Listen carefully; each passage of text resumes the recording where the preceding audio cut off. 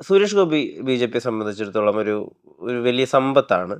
അദ്ദേഹത്തിൻ്റെ പക്ഷേ മാധ്യമങ്ങളുമായിട്ടുള്ള ഇടപെടലുകൾ വലിയ രീതിയിലുള്ള സ്പാർക്ക് ഉണ്ടാക്കിയിട്ടുണ്ട് പലയിടങ്ങളിലായിട്ട്. ഇപ്പോൾ അദ്ദേഹത്തിനോട് കുറച്ചുകൂടി സംയമനത്തോടുകൂടി പെരുമാറണം, അല്ലെങ്കിൽ മാധ്യമങ്ങളോട് കുറച്ചുകൂടി സമാധാനപരമായി ഡീൽ ചെയ്യണം.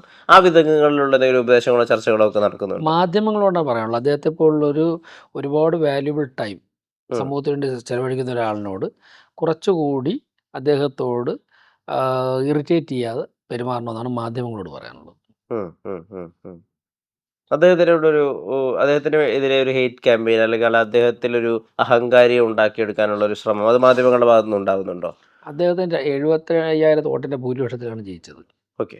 അവിടുത്തെ അദ്ദേഹത്തിൻ്റെ ആ നന്മ തിരിച്ചറിഞ്ഞുകൊണ്ടല്ലേ അവിടുത്തെ ജനങ്ങൾ വോട്ട് ചെയ്തത്. അദ്ദേഹത്തിൻ്റെ വോട്ട് തൃശ്ശൂരിൽ നിന്ന് ഗുരുവായൂരിലേക്ക് മാറ്റിയത് അദ്ദേഹത്തിന് ഈ പറഞ്ഞ പോലെ ഈ വോട്ടിംഗ് ഇലക്ഷൻ സംവിധാനത്തിനോടുള്ളൊരു അദ്ദേഹം വേണ്ട രീതിയിൽ അതിനെ ബഹുമാനിക്കാത്തത് കൊണ്ടാണെന്നൊക്കെയുള്ള വിധത്തിൽ കോൺഗ്രസ് ആക്ഷേപം ഉന്നയിച്ചിട്ടുണ്ട്. അതിനെ എങ്ങനെയാണ് പ്രതികരിക്കുക?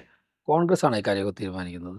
നിലവിലുള്ള ഈ നാട്ടിൽ നിലവിലുള്ള നിയമങ്ങൾക്കനുസരിച്ച് നിന്നുകൊണ്ട് പ്രവർത്തിക്കാനുള്ള സ്വാതന്ത്ര്യം ഒരു പൗരനുണ്ട്. അദ്ദേഹം അത് വിനിയോഗിച്ചിട്ടുണ്ട്. ഉം. അത് കോൺഗ് ഇത് വളരെ ഇതൊക്കെ ടെക്നിക്കലായ ഒരു കാര്യം അല്ല, മാത്രമാണ്. ഇതൊക്കെ ജഡ്ജ് ചെയ്യാൻ കോൺഗ്രസ്സുകാരാ.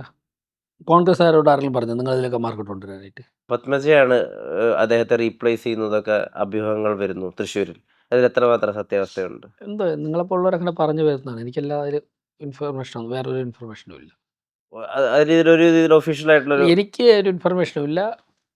നിങ്ങളെപ്പോലുള്ളവരിങ്ങനെ ഓരോ കാര്യങ്ങൾ പറഞ്ഞു വരുത്തിയിട്ട് എന്നോട് ചോദ്യം ചോദിച്ചാൽ ഞാൻ എന്ത് പറയാനായിട്ട്?